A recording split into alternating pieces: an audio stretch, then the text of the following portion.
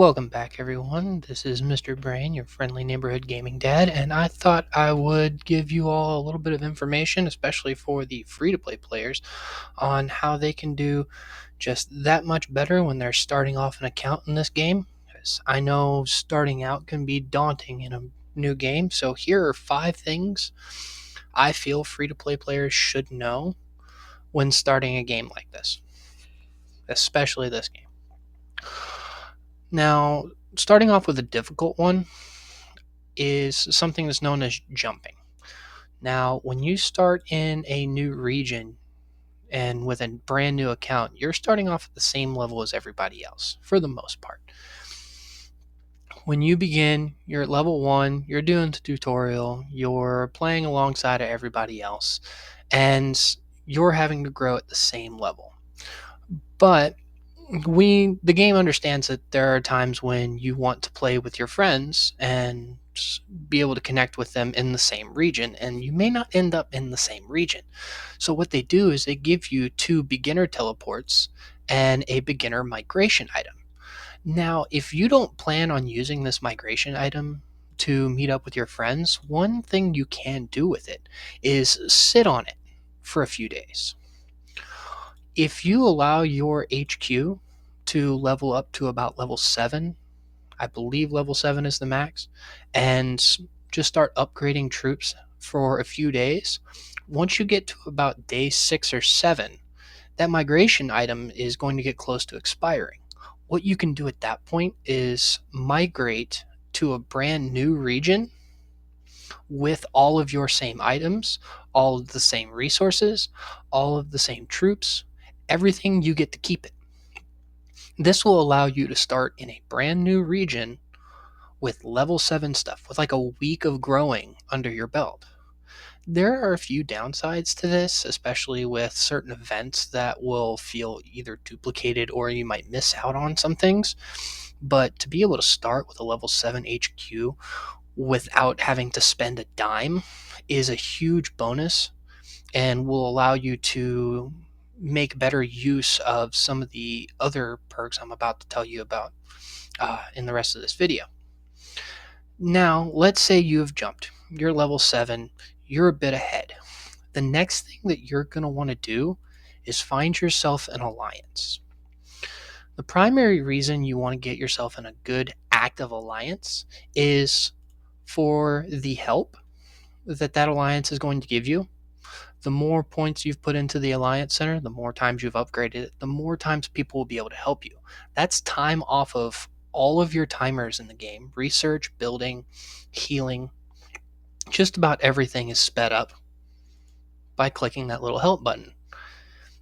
If you can get yourself in an active alliance early on, a really good one, it'll cut down on your speed up use. It'll cut down on all of your time growing by a huge amount. I believe it's 1 minute or 1%, whichever is greater early on, and there are ways to augment that. The other good thing is technology buffs.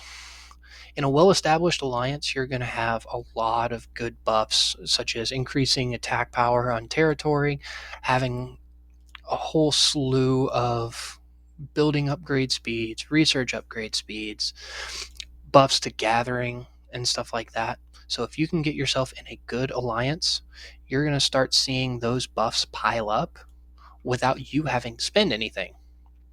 The last one is gifts. Now, if you don't spend that much, you're not going to be able to give other people a lot of help. But if anyone in your alliance is a spender, even just buying small little $5 packs, you're going to get rewards in the gifts tab of the alliance just for existing in the alliance. And you don't have to participate in spending. You can be a completely free to play player and still get access to all of these bonus items. It is a huge help. If you find yourself in a very inactive alliance or one that's not growing to the level that you want them to, start looking outside of that alliance and see if you can get into a better one. You're going to need the power in order to make yourself more appealing, but don't sit in an inactive alliance for so long that you get hampered by the inactivity of your alliance mates. Now, you've jumped. You've gotten into a good alliance. What do you do next? Third thing is you want to get this headquarters up as quickly as you can, at the expense of just about everything else. Resources you can come across pretty easily by gathering. Troops you'll end up upgrading or uh, training later. But if you don't have a high enough level headquarters, you're going to be locked out of a few of the best things in this game, such as equipment, such as arena. There are things that only unlock with headquarters level. So if you get speed ups early on, if you have an opportunity to level up the headquarters as opposed to leveling up another building, get that headquarters level up to about a 15 or a 16 as quickly as possible. 17 if you want the fifth march, I believe is when that unlocks.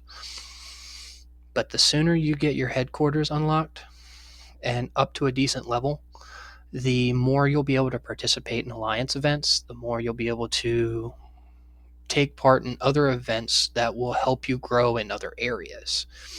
Headquarters level is the most important thing to get to after you've set up an alliance.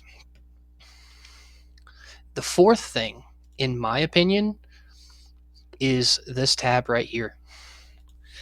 Once you've gotten yourself settled in and you're not doing anything else, come down here, work on your Z-Virus adventure. You can ask for help or support from your alliance mates in the form of picking their support heroes to help you get through the basic levels. They give you great rewards for upgrading heroes that you don't have to put any time and effort into. Memory Trip is a fun one for me. It allows me to see how well my troops do in large combat situations. I now personally use it as a testing ground for certain troops, but once you get this up to max level, you are able to take daily rewards for this. And I've just been maxing out Jaden fragments myself, but there are plenty of rewards down here that are well worth it. You get a free refresh every day. See if anything gold pops up down here. Sometimes I get gold stars out of this. It's very nice to help cut down on the time required to upgrade my gold heroes. And then my personal favorite event of this is the Arena of Doom. The main reason the Arena of Doom is so important, especially getting the handle on it early on, is because this is the best way to get a hold of equipment materials. Defensive fabric and carbon steel are sold in the arena store, and some of it is very hard to get your hands on otherwise. The amount of gems that you have to spend to get carbon steel specifically is pretty ridiculous in my book. But for this, just for participating in arena and doing well, you can get the defensive fabric and carbon steel every week. And you can work with your alliance mates to trade off for the top 20 the top 20 position that allows you to unlock the bottom ones, but you still get easy ones up here to help you get your equipment. And equipment is a huge buff to your power.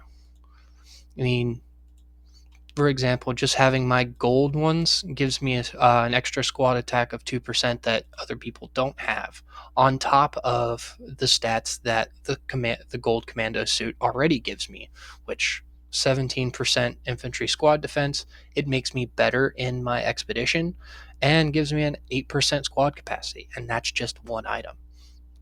There's 7 of them. They can all be upgraded to suit your playstyle and to give you buffs over your enemies. The last thing I want to talk about is heroes. One problem I keep seeing with a lot of newer players is they will spread out the experience and the relics amongst a bunch of different heroes in order to try and make especially all of their gold heroes, more viable in combat, thinking that if they can get them all out in the field, it'll be somehow better than just focusing on one or two. I can tell you right now that, especially for a free to play player, that doesn't work. I am a moderate spender at best, and I still only have one gold hero, one legendary hero awakened, and that's Raigoro. And I am still fairly viable in combat, especially against people in my region or equal to my region because of that. I focused on a couple of really good ones. So I have Raigoro, Tom, I have Thunder at a decent level, and the mostly free or purple ones that the game gives you. The free ones that I'm talking about would be ones like Liam, Charlie, Maxine, they give you free relics for. Alex has free relics for participating in hive minds. Russell pops up in events every now and then.